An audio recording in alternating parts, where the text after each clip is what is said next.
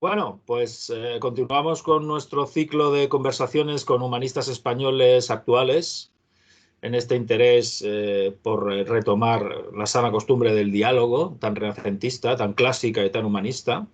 Y lo hacemos después de la charla con Javier García Gibert, pues con Jesús Cota Lobato. Hola Jesús, Hola, ¿qué tal? buenos días. Muchas gracias por aceptar la invitación. Placer. Y bueno, tengo que decir que, en honor a la verdad, Jesús para mí es un amigo, es un hermano, es un cofrade de la Santa Cofradía Humanista. Y para decirlo todo, pues también soy su editor, o él es mi autor. Sí. Ya le he publicado varios libros, poemarios, libros de aforismos, y el último es este libro, Rehumanismo, que es un libro del que vamos a empezar hablando enseguida, y que, como me comentó Jesús en su momento, es el único libro que ha publicado que no se le ha ocurrido a él. Sí. Es un Cierto, libro a cierto. instancias de editor, ¿no? Sí, Porque, bueno, ha sido tú. como yo le sigo muy de cerca, en fin, los textos que reúne este libro, pues he tenido el honor de publicarlos o darlos a conocer previamente en otros formatos, me pareció que conformaban una unidad no involuntaria, sino inconsciente quizás, y que los editores estamos para eso, ¿no? Para Sí. poner de manifiesto algo que a los autores a veces se les pasa desapercibidos. Entonces, bueno, me gustaría, Jesús, para empezar, no te voy a presentar porque todo el mundo te conoce, ¿no? Pero, en fin, voy a hacerlo brevemente, antes de pasar a harina, porque, bueno, yo siempre digo que tú eres un humanista a carta cabal, ¿no? Eres lo que todo el mundo tiene en mente cuando piensa en un humanista. O sea, eres helenista, latinista, profesor, escritor, poeta y traductor. Y seguro que me dejo más cosas buenas. Quiero decir, no conozco mucha gente que hoy en día reúna tantas facetas del humanismo clásico en una sola persona, ¿no? Hombre, sí las hay, por supuesto. Jaime Siles, ¿no? Antonio Garnés, etcétera, pero no los tengo tan a mano como a ti. Y para mí es muy importante también esa dimensión humana, amistosa, ¿no? En fin, quien quiera saber más datos de tu trayectoria bibliográfica, ahí está la red, ¿no? Pero volviendo al libro Rehumanismo, una propuesta para el siglo XXI, me gustaría que resumieras o te extendieras a tu gusto sobre esta propuesta, es decir, ¿por qué este concepto, rehumanismo, en qué consiste y por qué tenemos que hacerte caso? O sea, ¿qué vamos a salir ganando si nos adscribimos al rehumanismo? Cuéntame. Bueno, yo en realidad me he hecho humanista sin darme cuenta. Para empezar, traductor soy sobre todo porque tú me has empujado, ¿verdad? O sea, soy traductor escolar, eso sí, y en la carrera, pero ya ser traductor profesional ha sido a instancias tuyas, te lo agradezco mucho. Y yo me he hecho humanista sin darme cuenta, sobre todo como reacción al contrahumanismo, a la antropoclastia que hay en el mundo. Hay un proceso de antropoclastia, de derribo de lo humano, y yo es cuando más humanista me he hecho, porque antes era humanista en el sentido de latinista, helenista, amante de las humanidades, pero ahora soy también humanista en el sentido de defensor del ser humano. Entonces, es cuando empecé a darme cuenta de que todos mis pensamientos me llevaban al concepto de rehumanismo. Lo llamé rehumanismo porque era una vuelta al humanismo de siempre, el humanismo que venía de Grecia y de Roma y de la fe cristiana, pero un poco, digamos que planteado para el hombre del siglo XXI, que está rodeado de relativismo, materialismo, hedonismo, como una manera de salvarlo de todo eso. Yo empecé a darme cuenta de que hay un desprecio del ser humano y se está deslegitimando nuestra doble naturaleza. Nuestra naturaleza es por un lado biológica y por otro lado lógica. Lógica en el sentido del logos. Tenemos una naturaleza animal y un logos. Somos un logos viviente. Pues esa doble naturaleza humana está siendo deslegitimada a marchas forzadas desde el siglo XVIII más o menos. Y, por ejemplo, la deslegitimación de nuestra naturaleza biológica se nota en el hecho de que ya empieza a estar bien visto que la gente pues se esterilice o empieza a verse mal las familias numerosas, se empieza a ver como innecesario o incluso antiecológico que nazcan niños. La superpoblación se convierte en un problema cuando el mismo concepto de superpoblación es un concepto absurdo, porque ¿cuándo empieza a haber superpoblación? Es un concepto, yo lo llamo un ideoma, o sea, una idea hinchada que no conduce a nada, que no obedece a la realidad. Y entonces, pues, por un lado, esa naturaleza biológica está deslegitimándose y también la lógica, la racional, la naturaleza de ser inteligente, porque también, por ejemplo, se empieza a ver mal que se gaste, que se talen árboles para hacer libros, o empieza a verse bien que, por ejemplo, se haga un ataque a una obra de arte en un museo para salvar a la naturaleza. Hemos divinizado a la naturaleza a costa de desdivinizar al hombre, y ahora resulta que vemos bien destrozar una obra de arte o ponerla en peligro por la naturaleza física, ¿no? por la madre Gea. Y todo eso es la naturaleza humana, de tanto animal como racional, está siendo deslegitimada. Entonces yo sentí una reacción y que quiero recuperar al ser humano, recuperar su dignidad.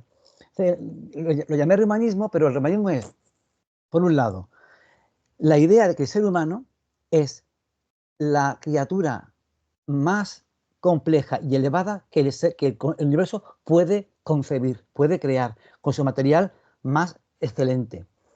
Y eso nos legitima para pensar que somos portavoces del universo.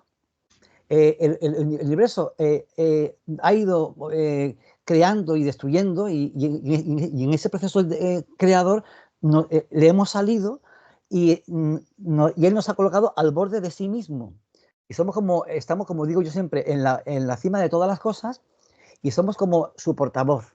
Somos como una criatura que trasciende al universo, que lo excede. Y eso se puede explicar bien porque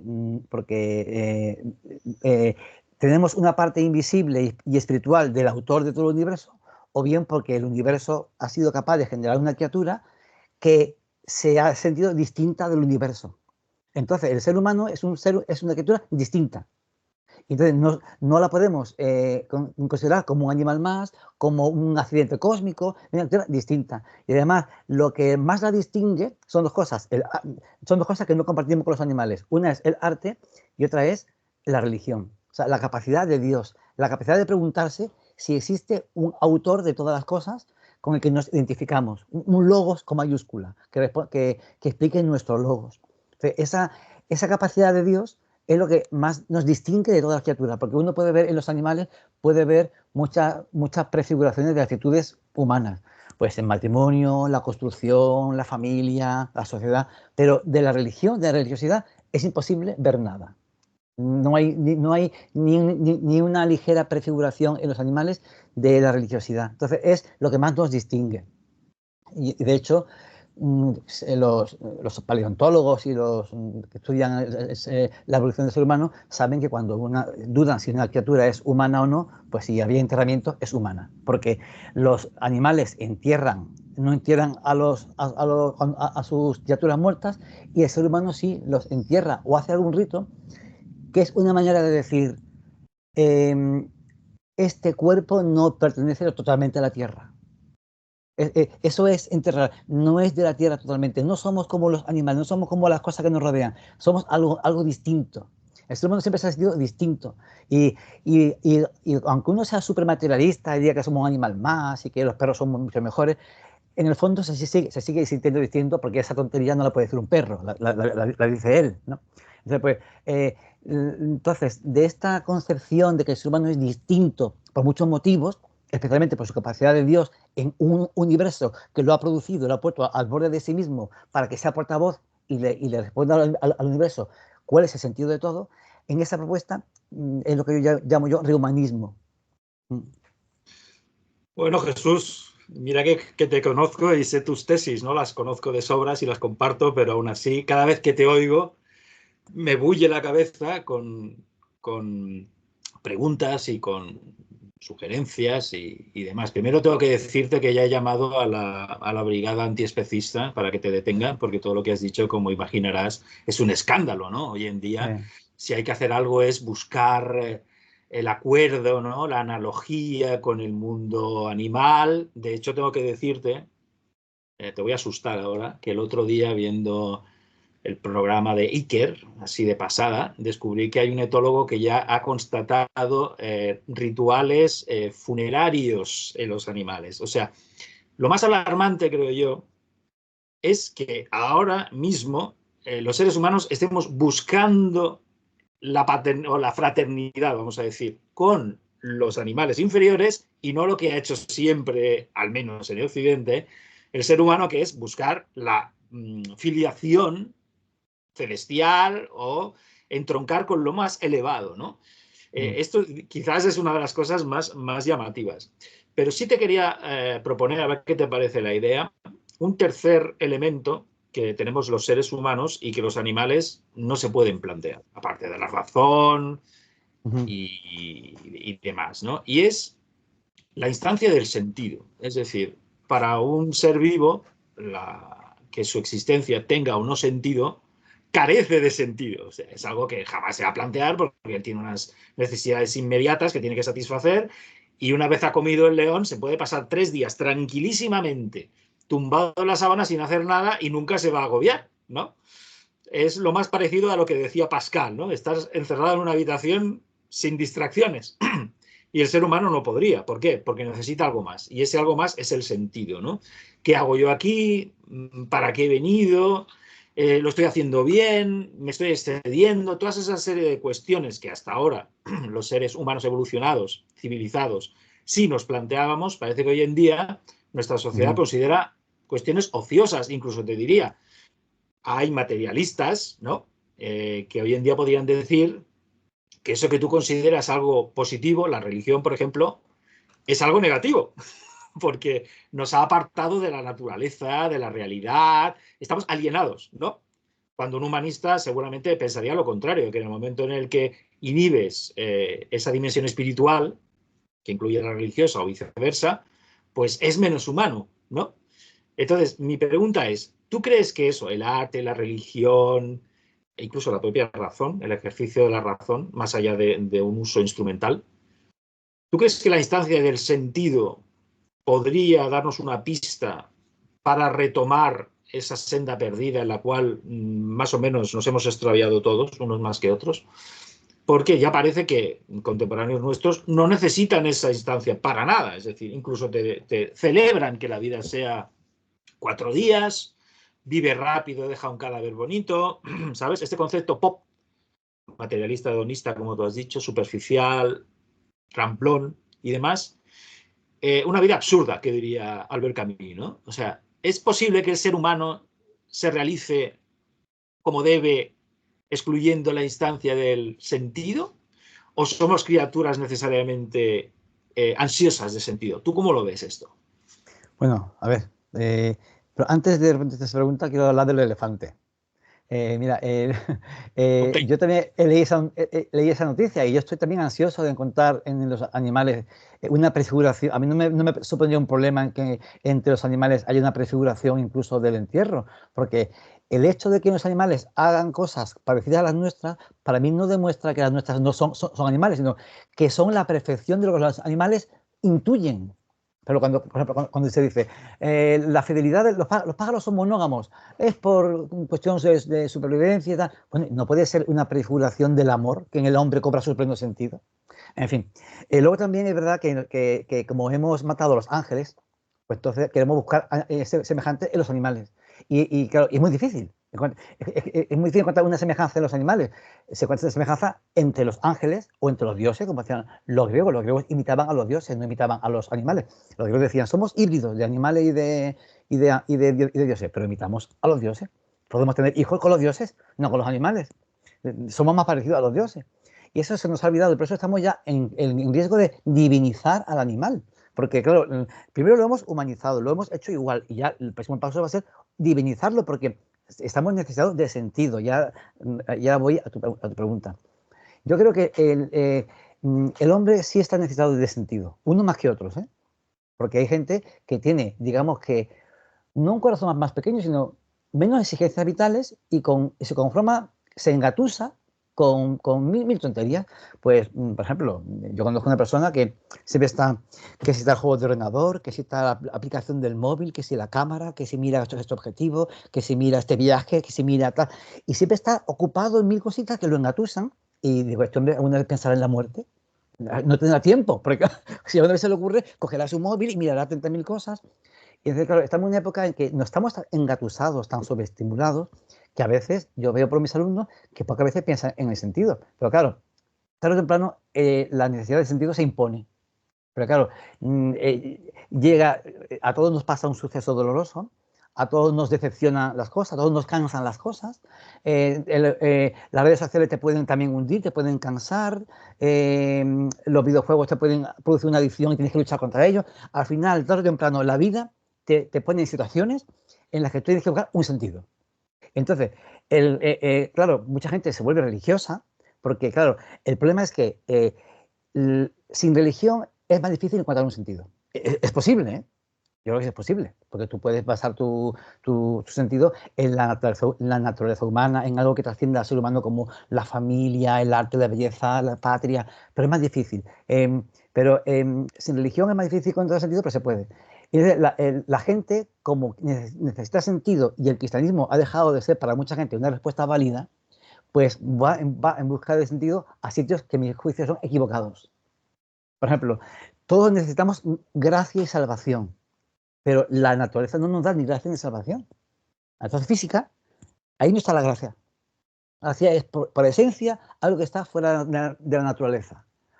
Algo que ama a la naturaleza, pero no es la naturaleza. Y cada vez veo más gente que, conozco mis compañeros, van al yoga, hacen reiki, piedras mágicas, en fin, no creen en Yahvé y han hecho muchos becerritos de oro, porque tenemos necesidad de sentido. Entonces, para mí, el gran problema no es que el hombre está perdiendo sentido, sino cómo podemos hacer los que amamos la tradición greco-cristiana, griega y cristiana, para que el cristianismo vuelva a ser una respuesta válida para esta búsqueda ansiosa que tarde o temprano todos tenemos de sentido.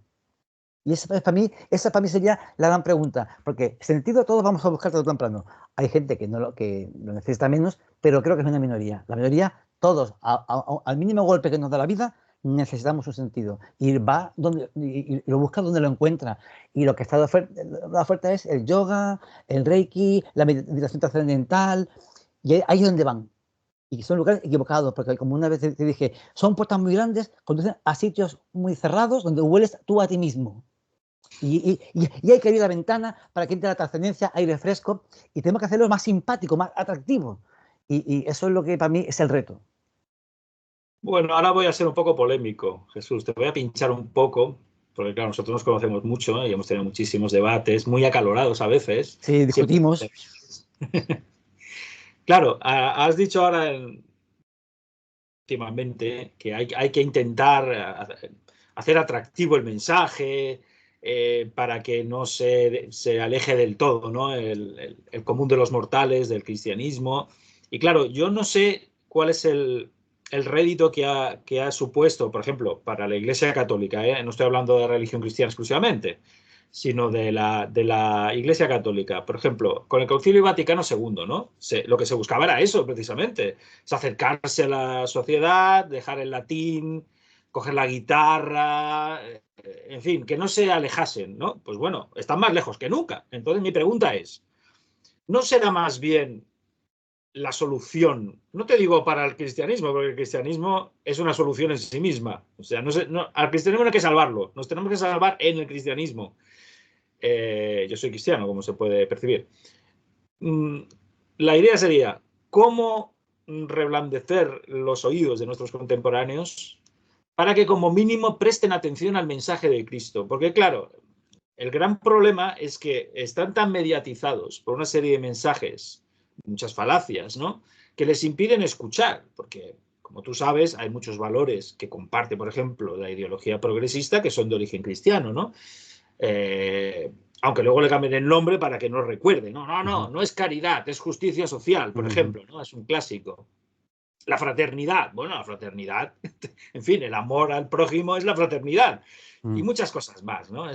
De hecho, el progresismo se dice que es la secularización del cristianismo, ¿no? Entonces, la estrategia, diría yo, que no pasa tanto por hacer que el mensaje cristiano resulte más comprensible para nuestros contemporáneos, sino cómo conseguir que como mínimo nuestros contemporáneos escuchen lo que se les dice en el Evangelio. Porque claro, a veces es que solo escuchan lo que quieren, ¿no? O sea, parece que estén aferrados más bien al catecismo del padre Ripalda que a la palabra de Cristo, ¿no? Entonces, ahí está el problema. O sea, ¿tú cómo ves los límites entre divulgación y degradación? Porque claro, si bajamos demasiado el nivel del mensaje cristiano, al final nos estamos convirtiendo en una opción más, como tú dices, en el amplio abanico de sucedáneos de la verdad. Bueno, tú eres cristiano, yo soy yogi, yo soy reiki, yo soy lo que tú quieras. Pero claro, el cristianismo no piensa eso. El cristianismo plantea que la verdad está en Cristo, ¿no? Entonces, ¿cómo lo ves tú esto? A ver. Bueno, quizá yo no me he expresado bien. Yo cuando digo que hay que hacer más atractivo el mensaje cristiano, no es a costa de cambiarlo y rebajarlo, ni ponerle una cara bonita y moderna. Es más bien a fuerza de quitarle las impurezas que impiden su comprensión. Más bien eso, ¿no? Por ejemplo, yo veo que por ejemplo, yo también estoy de acuerdo contigo. El Vaticano II introdujo un toque un poco vulgar muchas veces que ha alejado a mucha gente, porque la gente se acude a la religión es porque acude a lo distinto, a lo que no se encuentra en otro sitio. Si luego la iglesia es una especie de feria, pues para eso van a una feria que es más divertida. Pues, por eso digo yo que yo creo que estoy de acuerdo contigo en que esa respuesta que demos tiene que ser digna y muy fiel a la tradición, porque ahí hay un tesoro que no está en ningún otro sitio. Por tanto, no hay por qué cambiarlo ni adulterarlo. Pero sí creo que el cristianismo, como tiene varias caras y todas son muy importantes, hay aspectos suyos que se entienden más que otros. Por ejemplo, en la antigüedad, en Grecia y Roma, impactó mucho el amor al prójimo, pero también impactó mucho la idea de un Dios trascendente. Eso les pareció mucho más lógico. Pues también yo creo que esta época es un poco más mística y creo que donde el cristianismo sí puede ofrecer algo que no ofrece todo el mundo, es en dos cosas. En el amor, el amor como un interés desinteresado en la otra persona, el amor como una lucha contra la muerte, como lo más elevado que se puede sentir y hacer en esta vida, porque como somos, el ser humano es la criatura distinta y portavoz del universo, lo mejor que podemos hacer aquí es honrarla, el amor, la contemplación. Creo que también la contemplación, porque yo creo que, como decía el poeta José Montiel, si empezamos a contemplar bien las cosas con amor y atención, acabamos rezando. Acabamos celebrando, acabamos alabando. Entonces, está en una época que no contempla, sino consume, es utilitarista, es rápida, apresurada. Y por eso hay menos poetas y menos poesía, porque la poesía requiere contemplación, sentarse sin esa aceleración del corazón, sentarse con pausa y a leer con tranquilidad y a saborear. Y entonces, yo creo que amor, contemplación, y luego otra cosa que sí podemos ofrecer es amor al cuerpo que nos dieron nuestros padres. El amor nuestro cuerpo viene del amor de nuestros padres y lo hicieron también para el amor. Y ese cuerpo que no hay que tunearlo ni hay que cambiarlo porque es digno por sí mismo, no depende de mi valoración, porque esta época nos ha metido en un pequeño infierno, que es el infierno del yo, un yo gnóstico, inmaterial, que es el juez absoluto de todo y decide incluso si mi cuerpo vale la pena o no, si lo puedo cambiar. No, tu cuerpo es digno ya por sí mismo, no, viene del amor. Entonces, creo que la idea importante es amor y contemplación y que toda esa contemplación nos conduzca de gratitud al autor de todo, porque claro, este universo, que eso ya sería otro capítulo finamente ajustado, solo puede venir del amor, de un Dios que lo hizo por amor. Pues, entonces, pero en fin, yo creo que aunque la gente no crea en un Dios amor que hizo el universo, si contemplamos el mundo con amor y pensamos que lo más grande que puedo hacer por los demás es iluminar con mi conocimiento a los demás para ayudarlos y darles amor, creo que eso nos va a acercar mucho al sentido y aun cuando no creyésemos en Dios, nuestra vida tendría sentido. Porque el sentido del universo es el amor, el bien y la belleza. Y todo lo que tú hagas en esta vida que aumente esas tres cosas, nos acerca al bien, al amor, a la belleza, a Dios y por supuesto nos da sentido. Aun cuando no creas en Dios, porque no todo el mundo consigue esa fe o no la tiene. Pero la gente que actúa por amor a los demás, busca el bien, la verdad y la belleza, esa gente ya para mí cree en Dios. Está más cerca de... Si Dios no existiese, Dios sería eso. Entonces, es lo más grande que se puede hacer en este universo. En este universo, ¿no? El universo se ha puesto loco a estallar para que pase eso, ¿no? Bueno, Jesús, creo que has estado sembrado. Me gustaría ahora mismo no ser creyente porque me habría convertido ahora mismo ante tus Sí, palabras. No, sí. porque me parece. Y eso que te he oído muchas veces es un argumento que es familiar para mí, pero tu entusiasmo y tu implicación con tus palabras yo creo que conmueven, ¿no? Que al final es lo que hoy en día estamos sobrados de argumentadores y de sofistas y hacen falta personas que encarnen las palabras, ¿no? Es que el Y otro tú eres uno día de ellos. sentí una iluminación con mis alumnos. Resulta que empezó a decirme uno que solo somos materia, somos animales, y yo dije, pero tú piensa bien, ¿qué es lo que a ti te mueve a actuar? ¿Qué es lo que te emociona? Pues es pensar que tienes un alma, que el amor es cierto, que hay justicia. Son cosas que en tu mundo materialista serían falsas. Mm, Serían señuelos evolutivos, ilusiones neuronales. Luego, mm, lo que a ti te explica más y lo que a ti más te mueve a actuar y lo que te da sentido son cosas que, según tú, son mentiras y falsas. mm. ¿No te das cuenta de qué equivocado estás? Pues tienes que vivir como si la vida fuese interesante, como si todo eso que estás pensando fuese importante.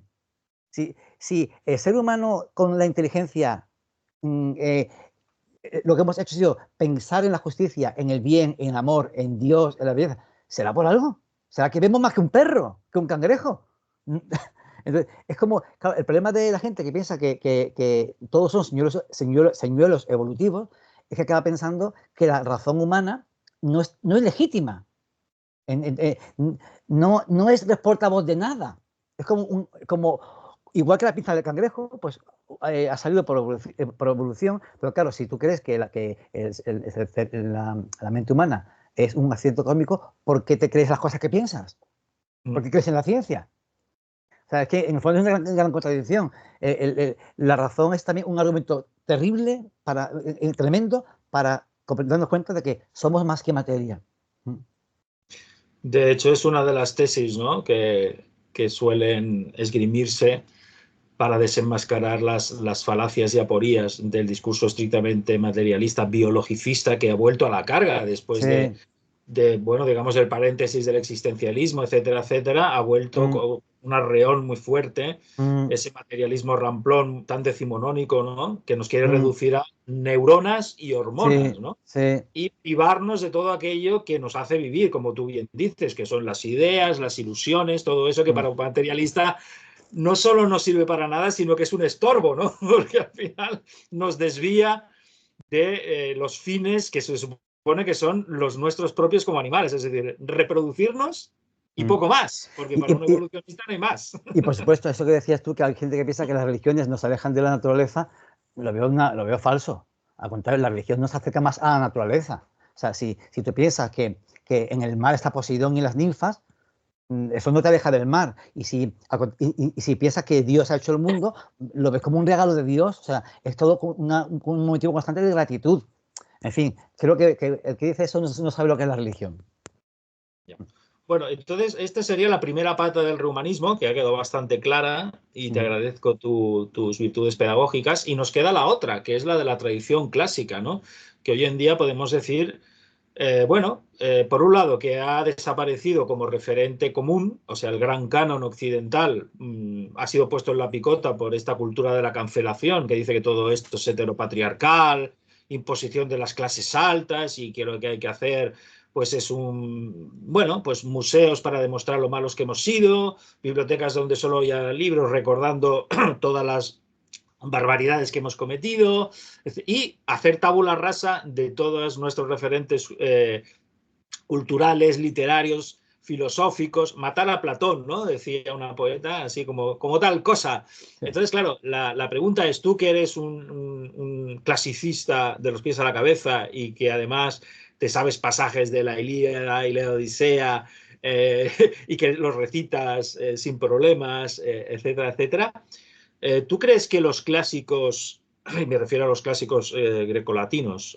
los clásicos stricto sensu, tienen una lección de vida que va más allá de, bueno, pues esa belleza, ¿no? De museográfica, qué bonitos, ¿no? Pero esto ya no tiene nada que ver con nosotros. O realmente los clásicos grecolatinos que también conmovieron, pues a Erasmo mismo, ¿no? O sea, que consideraba que los autores clásicos paganos estaban tocados por una gracia celestial, lo dice literalmente. O sea, es que no se puede permitir el lujo a un humanista, ni siquiera cristiano, de mandar a la hoguera a un clásico simplemente porque no sabía de la existencia venidera de Cristo, ¿no? Sino que los clásicos tienen muchas cosas que decirnos a los hombres del hombre. O sea, ¿tú cómo lo ves esto? O sea, Mira, yo lo veo y lo compruebo. Yo leo siempre con mis alumnos a Homero, leo la Antígona, leo a la Metamorfosis de Ovidio, y entonces yo ahí me di cuenta de cómo les toca una fibra muy sensible, es que se sienten identificados con todo lo que se cuenta ahí. Porque aunque se han hecho muchos intentos de alejarnos de esa tradición, seguimos siendo griegos. O sea, mis alumnos se identifican en la Ilíada y la Odisea. Lo que piensa Odiseo, lo que piensa Héctor o Aquiles, lo que dice Atenea, todo eso lo comprende perfectamente, se ven en la película. O sea, ya Homero puso las bases de lo que somos. Y de ahí es muy difícil que nos saquen. Se ha intentado, el marxismo lo intentó, Marx decía que eso era la infancia del ser humano, en fin, pero es imposible, porque tiene más fuerza de la que pensamos. ¿Y por qué tiene tanta fuerza? Porque los clásicos se basan en nuestra naturaleza. Eso es lo que ocurre. Entonces, es muy difícil, se juntan una potencia, una belleza literaria tremenda con la naturaleza humana, y entonces eso es muy difícil de romper. Eh, eh, Porque claro, ya Homero habla del ser humano como si fuese libre, aunque sometido a fuerzas mucho más grandes, pero libre.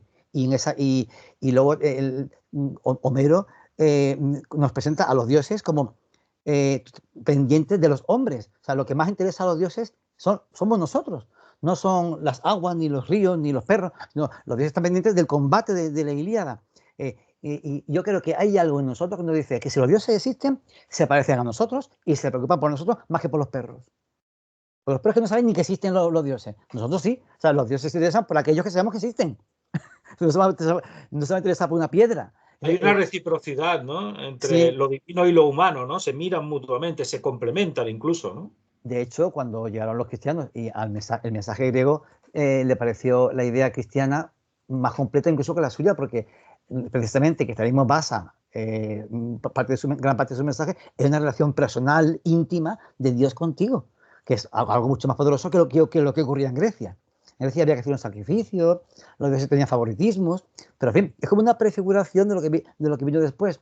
Yo veo que los clásicos son una gran belleza literaria y artística unida a nuestra naturaleza, a la estructura de nuestra naturaleza, que somos un logos viviente, somos espíritu y cuerpo, y hay moral y libertad, y después de la otra vida hay un más allá, y estamos emparentados con los dioses. Toda esa estructura nos la dieron los clásicos y el cristianismo la reforzó. O sea, no se opuso a ella, al contrario, le dio más sentido, porque le puso el horizonte en la trascendencia, añadía La un plus. consumó, ¿no? Se puede decir que es Sí, una consumación, ¿no? sí, Realmente. y le añadió un plus y una luminosidad. Pero claro, en Grecia todo eso estaba bien, pero la muerte, al final nos moríamos solos, los dioses nos dejaban solos en la muerte, el dolor no tiene sentido, y el cristianismo sí logró hacer luminosa la muerte y darle un sentido al dolor, que son dos puntos oscuros que había en Grecia. Entonces, la antigüedad es como una especie de precristianismo en ese sentido.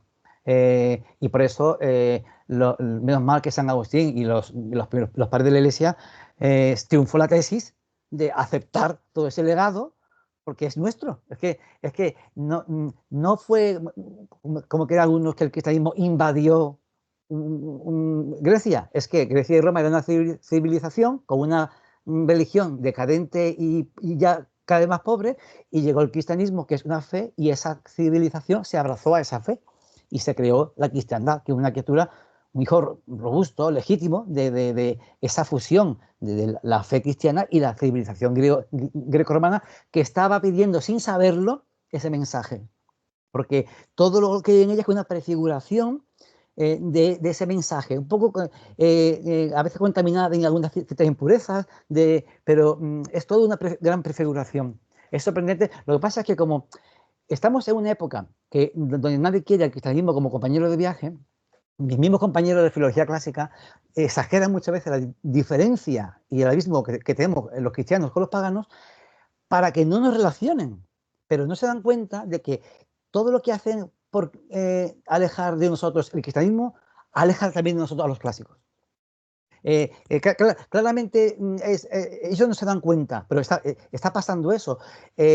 Cuando la Ilustración y el ateísmo empezó a rechazar el cristianismo, también rechazaba a los clásicos, porque claro, los dioses griegos también son providentes, también son personales, también son antropomórficos. Pues entonces, si Dios no es válido, ¿por qué van a valer los dioses griegos? Sencillamente, los griegos son como más cucos, más divertidos, pero tan poco consistentes como sería el dios cristiano, ¿no? Y eso pasa con todo. Por ejemplo, también cuando uno lee a los clásicos se da cuenta de que ellos también creen que el mundo es lógico, que hay una cierta lógica en el mundo, hay un logos, hay una razón cósmica, y los cristianos lo fundamentan, porque dicen, claro, es que viene de un logos que es anterior y superior al universo, y por eso hay una razón cósmica en el universo.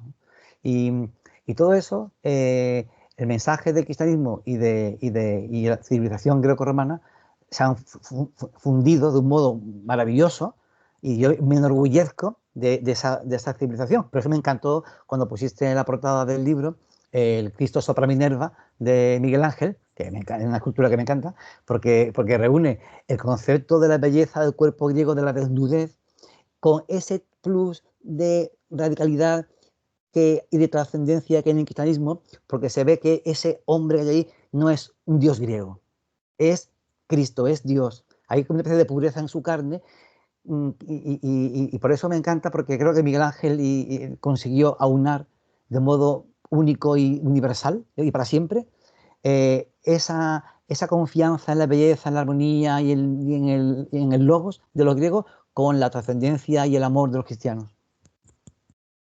Bueno, Jesús, estoy disfrutando mucho, pero no quiero agotarte tampoco demasiado. Y sobre todo porque la cuestión que te voy a plantear ahora sé que te despierta también la locuacidad, porque por un lado tenemos la propuesta positiva, ¿no? La proposición de retener, yo no diría rescatar ni recuperar, retener el legado clásico y cristiano, que son los raíles por los que hemos discurrido hasta nuestros días. Sí, la modernidad quizás sería el principio del descarrilamiento, ¿no? Pero bueno, eso lo dejamos. Y luego estarían los adversarios o las fuerzas que combaten esa procesión triunfal, vamos a decir así, que por un lado serían las clásicas, o sea, quiero decir, las de toda la vida, el materialismo y el hedonismo son fuerzas disolventes o degradantes que los propios clásicos también denunciaban, ¿no? No es algo que sea problema nuestro. Siempre el ser humano ha estado tentado de dar lo peor de sí, ¿no? Sí, se deja arrastrar por las bajas pasiones. Pero aparte de eso, en los últimos 150 o 200 años han surgido unas criaturas que a ti te exasperan especialmente. ¿Por qué? Porque conservando todo un aparato racional están al servicio del maligno. Y esas criaturas son las ideologías. Yo sé que para ti son uno de los grandes jinetes del apocalipsis, ¿no? Porque las ideologías consiguen presentar como verosímil cosas que no son racionales, sino que son, vamos a decir así, trasuntos de fuerzas primarias, como pueden ser intereses, ¿no? Visiones estrechas, particulares, opuestas a lo que pretende la razón y la religión, que es lo contrario, ¿no? Es abrirnos a lo universal, a lo elevado, etcétera, etcétera. Las ideologías lo que hacen es lo contrario, ¿no? Nos aplastan. Aplastan la razón, aplastan el instinto religioso, porque para mí el ser humano es un ser religioso, homo religiosus. Entonces tú contra las ideologías tienes un especial encono y te he leído muchos textos, incluso en este libro tienes un apartado dedicado a ello, a batallar contra las ideologías, incluso en cierto momento te planteaste escribir todo un libro contra las ideologías, ¿no? O sea, que tú ves en la ideología, en las ideologías, un anticristo especialmente virulento y peligroso. ¿Qué podemos hacer contra las ideologías, Jesús? Bueno, las ideologías son un gran parásito. Un parásito, porque claro, eso es lo que lo define, es un sucedáneo de muchas cosas. Sucedáneo de religión, sucedáneo de ciencia, sucedáneo de moral, hay muchos sucedáneos. Y es un gran parásito porque, claro, lo que proponen es un hombre nuevo, pero como no puede haber un hombre nuevo, porque el hombre es el que es, pues lo que hacen es escupen sobre el que hay y proponen uno al que hay que parecerse. Hay que parecerse. Entonces, pues al final todos son enemigos, menos los que se parecen a ese o los que se esfuerzan por parecerse a ese. Yo la ideología para mí son lo peor que puede generar el ser humano, porque claro, generan lo que en el fondo son todas un odio a la libertad disfrazado de amor al bien. Y a la verdad, eso es, en el fondo, esto es eso. Yo quiero que tú hagas lo que yo quiero que hagas. Y para eso tengo que hacer un montaje tremendo. Y es hacerte pensar que estás equivocado en tu idea de verdad, hacerte que sentir culpable. Tengo que mentir sobre la verdad, el bien y el sentido. Tengo que, lo que decía Cristo, el camino, la verdad y la vida, lo tengo que cambiar y lo tengo que poner un sucedáneo para conseguir que tú hagas lo que yo quiero lo que yo quiero que hagas. Y lo que yo quiero que hagas es algo que a mí me da más poder. Más poder y me hace sentir más puro, más bueno. Y las ideologías para mí, aunque no son las que han generado este desprestigio del concepto que teníamos de heredado de Grecia y que tenemos de la dignidad humana, las ideologías han contribuido a cargarse ese concepto de la dignidad. Por ejemplo, el animalismo es una ideología que está contribuyendo a degradar la dignidad humana. Y el marxismo, pues, otra ideología que ha contribuido a degradar la dignidad humana, la que tenemos todos como seres humanos. Yo creo que la mejor manera de acabar con las ideologías es intentar utilizar no sé, el sentido común y el mensaje cristiano del amor. Por ejemplo, hay una parábola de Jesús que para mí es la que mejor explica lo que es una ideología. Fíjate que Cristo no habló contra las ideologías, pero parece que las veía venir, porque esta parábola está describiendo lo que es una ideología. Es la parábola de un hombre que tenía una mies, un campo de trigo, y entonces al día siguiente apareció cizaña en el campo de trigo. Y le dijeron los sirvientes, señor, ¿tú has plantado cizaña en la mies? Y dijo él, no. Dice, pues eso, y dice el señor de la mies, ¿habrá sido el enemigo? Y dicen los sirvientes, ¿cortamos la cizaña? Y dice, no, porque si cortamos la cizaña, se corta también el trigo. Vamos a esperar el día de la cosecha final y ya separaremos la cizaña del trigo.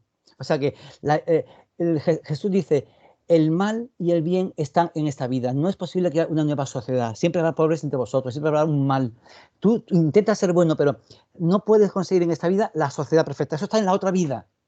Aquí nos espera, nos aguarda a tener que aguantarnos con la cizaña. No se puede hacer el juicio final antes del juicio final. No puede haber una solución definitiva. Y eso es la negación pura de las ideologías. Y bueno, pero para mí el gran problema no son solo las ideologías, sino muchas ideas contrahumanas, antropoclastas, que las ideologías, casi todas, están de acuerdo en ellas, que lo que hacen es quitarnos la dignidad, negar nuestra dignidad, hacernos creer que la dignidad está en mi yo inmaterial que decide lo que valen las cosas y lo que valgo yo. Para mí, esa idea está además en el origen de las ideologías, porque esa idea empezó a surgir con la Ilustración, cuando se puso la dignidad humana en la voluntad que se autodetermina, en la razón como marco independiente de cualquier otro, una razón que es su marco y ya está, sin fe y sin ninguna otra instancia. Pues cuando se creó ese ser humano cuya dignidad depende de sí mismo, pues se creó un monstruo, porque el ser humano también puede destruirse a sí mismo. Y las ideologías han surgido todas de ahí, las ideologías modernas han surgido todas de ese momento en que el ser humano dijo, no tengo nada que ver con Dios, yo soy lo que yo diga. Ahí empezó su gran problema, porque quedamos a la merced de las ideologías. Y bueno, y entonces, pues para mí, uno de los grandes problemas es, por ejemplo, esa sacralización de la voluntad a costa de desacralizar el cuerpo. Por eso, para mí, es muy importante devolver al cuerpo su concepto de sagrado. ¿Por qué cubrimos al cuerpo? ¿Por qué tratamos bien a una señora y un señor? ¿Por qué está mal reírse del cuerpo de alguien? ¿Por qué está mal exhibirlo? Es que no es material no es material biológico nada más. Somos nosotros. Y viene del amor, de un universo finamente ajustado. Y entonces, mm, esa desacralización del cuerpo a costa de la sacralización del yo lo veo como uno de los peores males que nos ha ocurrido. Pero hablar del hijo deseado, hijo no deseado, como si la dignidad del hijo viniese de ser deseado.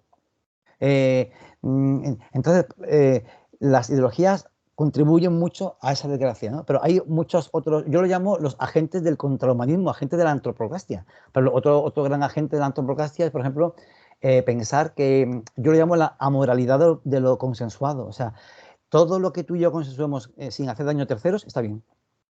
Pero ya podemos matarnos, mutilarnos, hacer 30.000 piercing, cambiando de sexo, 1000 cosas. Todo eso está bien porque tú y yo lo hemos decidido, porque no hay bien fuera de nuestras cabezas.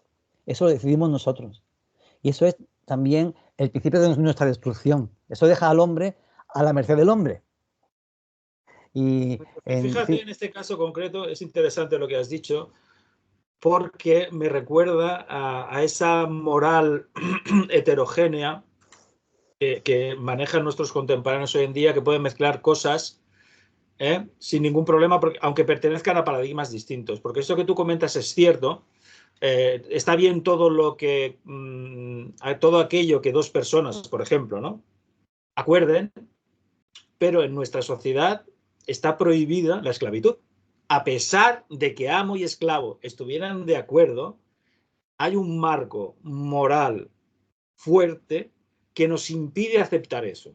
Es decir, por un lado, parece que sí abrimos la mano como, en fin, el ser humano puede hacer lo que quiera porque no le debe explicaciones a nadie, pero por otro lado, la cerramos porque algo dentro nuestro nos dice que eso no puede ser así de manera ilimitada. Es decir, que aún permanece dentro nuestro algo de lo que tú has hablado continuamente, a lo que has apelado, que es la naturaleza humana, que es la gran enemiga de los constructivistas. Los ideólogos necesitan creer que no existe una naturaleza humana porque solo en ese caso ellos podrán hacer de nosotros lo que quieran. claro. Porque si existe una naturaleza humana, le va a poner un obstáculo y va a decir, hasta aquí. Y aquí no puedes pasar, ideólogo. En cambio, un ideólogo dice, no, hasta donde yo quiera. Una mujer será lo que yo quiera. Incluso una persona podrá no tener género. Podrá cambiar de género cada día si quiere, ¿no? Es el constructivismo puro, ¿no? Y en cambio nosotros que somos naturalistas puros, en el otro extremo diríamos, no la toques porque así es la rosa, tu cuerpo es como te lo han dado y tienes que amarlo porque te lo han dado. O sea, precisamente, ¿no te parece que hay ahí, en esa incongruencia interna de las ideologías, la admisión de su impotencia, a lo que tú has referido antes? Es decir, que ellas mismas, aunque no se miran al espejo, entonces les cuesta darse cuenta de esas cosas, pero llevan en sí mismas su propia refutación. O sea, no son consistentes porque no se basan en la naturaleza humana. ¿Cómo lo ves tú esto? Bueno, hay un peso muy grande de la tradición que dice que todos somos iguales ante la ley, y luego también hay algo de sentido común, y es que a nadie le gusta que lo hagan esclavo. Entonces es fácil ponerse en la piel del otro y decir, no se puede hacer esclavo. Hay por un lado el peso de la tradición cristiana. También está el peso del marxismo, creo yo, que el marxismo, por ejemplo, no ve ningún problema ninguno en el aborto. Sin embargo, la esclavitud lo vería mal porque sí lo vería una explotación. O sea, pero claro, también es verdad que, como dice Chesterton, muchas ideologías son ideas cristianas que se han vuelto locas. Pues, digamos que el marxismo, feminismo, indigenismo, son ideas cristianas que se han vuelto locas.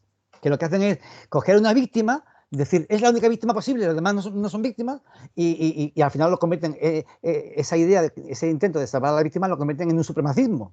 Pero en realidad son ideas cristianas. Pero también se refuerza, creo yo, que el rechazo a la esclavitud por el marxismo también, que en el fondo viene, esa idea suya viene del cristianismo. Pero yo creo que nuestra capacidad también para hacer cosas con la naturaleza humana es tremenda. Los romanos tenían espectáculos de circo y esclavitud, y yo creo que podríamos llegar a eso. Se puede llegar a eso, porque la idea de que todo lo que voluntariamente dos personas decidan sin coacción es válido, esa idea incluye incluso la esclavitud. O sea, la famosa película Stico, donde un profesor de Derecho pide a un antiguo alumno que lo esclavice voluntariamente. Yo se lo he preguntado muchas veces a mis alumnos, me dicen que sí, que les parece bien. Y yo digo, ¿y os parece bien? ¿No os parece que eso sería un arma de los ricos para esclavizar a los pobres? Con la excusa de que se esclavizan voluntariamente, y a eso les parece mal. Porque la influencia marxista también pesa mucho. A mí me parece horrible que te esclavices, aunque sea aunque seas rico, no porque seas pobre. La esclavitud es... Hay un tema, de hecho, hoy en día que incide en esa tensión, ¿no?, de los límites del consentimiento, que es el de la prostitución, ¿no? Es decir, hay una gran batalla en el feminismo, porque con nosotros ya ni cuentan, ¿no? Sí. La batalla, por ejemplo, del trans se ha dado dentro del feminismo, a nosotros no nos han preguntado. En el tema de la prostitución, lo mismo, que lo resuelvan ellas y ya nos contarán. Entonces, el tema de la prostitución es, por un lado, queremos que la mujer sea empoderada y haga lo que quiera, incluso algo malo, porque es libre, se autodetermina, etcétera, etcétera, pero no puede autodeterminarse siendo prostituta. ¿Por qué? Porque el sistema económico patriarcal, etcétera, ¿no? Como si no hubiera prostitución masculina, que este es otro tema, ¿no?, que parece que solo se prostituyen las mujeres, ¿no? Entonces, ahí, en ese tipo de temas angulares, es donde salta la chispa de que esas ideologías compactas no lo son, porque realmente no se han preguntado hasta el fondo qué implica pensar algo, qué valores anexos tiene, ¿no? Siempre cuento yo la anécdota de una vez que volví del trabajo con un compañero de coche, éramos 4 en el coche, y salió el tema de la prostitución. Y yo decía que había algo inmoral. Eso hace ya casi 25 años. Era la época en que se veía la prostitución como un ejercicio de libertad, la pornografía muy bien. Los progresistas por entonces no decían nada contra la prostitución ni contra la pornografía. Claro, mi visión era... se asociaba al ultramontano cuando yo decía que había algo inmoral en el hecho de que un hombre pagase por el cuerpo de una mujer. Entonces ellos casi me echan del coche. Me echan del coche. Y por lo que yo decía. Y ahora mi oposición sería súper progresista, porque yo estoy defendiendo que hay cosas que no deben ser objeto de comercio. Por ejemplo, las relaciones sexuales, la amistad, la maternidad, esas cosas no deben ser objeto de comercio. Pero claro, yo lo hago de una convicción de mi dignidad. No porque yo piense que la mujer está sometida al heteropatriarcado, es que yo no creo que exista el heteropatriarcado. Es más, ahí mi posición es la que ha habido siempre. Hombre, hay cosas que ojalá que no existiesen, pero van a existir. Porque habiendo un hombre con ganas y una mujer que quiera dinero, ¿qué vamos a hacer? O sea, lo que habrá que intentar es que no haya explotación. Políticamente incorrecto este comentario, ¿eh? ¿Por qué? Políticamente incorrecto. Sí, pero es que es la realidad. O sea, se puede ser muy incorrecto, pero al final todo se resume en lo siguiente. Yo tengo otra cosa y tú tal otra. Nos interesa el intercambio, por eso yo que el marxismo y todas estas ideologías van contra esa fuerza de nuestra naturaleza. Yo tengo otra cosa, ¿qué me ofreces? Y eso se aplica no solo a la prostitución, sino al mercado, a todo, a la enseñanza, a la edición, a todo. No se puede ir contra eso. Lo que sí se podemos ir contra la explotación. Pero, en fin, que mi posición al respecto, yo he visto lo que tú dices, esa incongruencia de las ideologías que van cogiendo una cosa u otra según le va viniendo bien para sus fines, ¿no? Pero yo creo que siempre me he mantenido, y creo que es lo que hay que hacer, en defender una cosa u otra en función de la dignidad de las personas, no en función de lo que yo llamo los ideomas, porque otro ideoma también el heteropatriarcado. Es otro idioma, ¿qué es heteropatriarcado? Que yo por ser varón y heterosexual me han puesto las cosas más fáciles. ¿Quién me las ha puesto más fáciles? O sea, es que lo veo todo... El patriarcado es que tienes que bajar a la mina y subir al andamio. Básicamente era eso, el Sí, sí. patriarcado. Claro, es que, en fin, que lo veo un concepto indemostrable, o sea, un idioma, una idea hinchada. Bueno, Jesús, la verdad es que estaría hablando contigo como suelo hacer en la vida real durante horas, porque es apasionante. Yo aprendo mucho de ti, lo sabes, te Y lo yo de reconozco. ti, yo de ti. No, pero me gusta mucho sobre todo ese entusiasmo y esa convicción basada en la verdad y sobre todo en una verdad no acomodada, ¿no? Porque tú eres una persona que siempre estás reflexionando y no das por bueno aquello que tienes en la cabeza, lo cual sería propio de ideologizados, ¿no? Tú eres una persona racional en el sentido fuerte del término, siempre estás, incluso cosas que a mí personalmente, y te lo he comentado, me parecen casi ociosas, ¿no? Pero que tú, como ser racional, quieres llegar a entender porque le debes eso, ¿no? A esa idea. Le debes como mínimo esforzarte en entenderla y puede llegar un caso en el que ya no lo entiendas, pero no Sí. vas a dejar de luchar por ello y eso yo creo que caracteriza a los grandes pensadores, a los grandes hombres. Yo te admiro muchísimo, como lo sabes, te tengo un gran aprecio personal y quiero Es agradecerte mutuo. estos minutos de placer intelectual que nos has dedicado y muchísimas gracias por todo, Jesús. Así, José Luis, el placer es mío. Un abrazo. Un abrazo.